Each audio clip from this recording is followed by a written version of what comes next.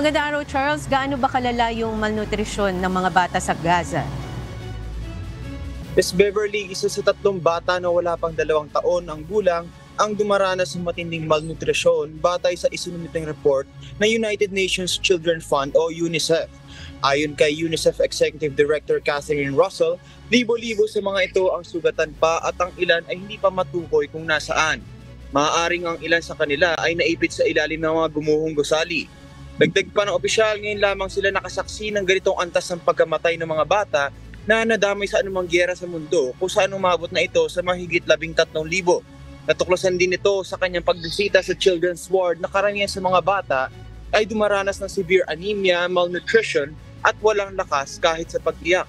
Nagbabala rin ang ahensya na ang tagutom ay nagbabadya sa kinubkob na lugar na patuloy na binobomba ng Israel sa loob ng mahigit 5 buwan.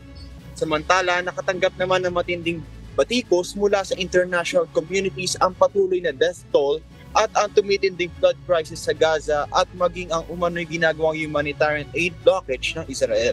Balik sa iyo, Beverly. Yes, Charles, nakakalungkot itong balita mo, no? Ano ba yung ginagawang solusyon ng gobyerno at UNICEF para maibsan ang starvation crisis sa Gaza? Yes, Beverly, sa ngayon ilan nga sa mga bansa kabilang ng US, Canada, France, UK, Netherlands at Jordan ay nakapagsagawa naman ng food airdrop para dito sa mga nasalanta sa Gaza. Balik sa Beverly. Okay, maraming salamat, Charles Corpus mula sa Grand Prairie, Canada.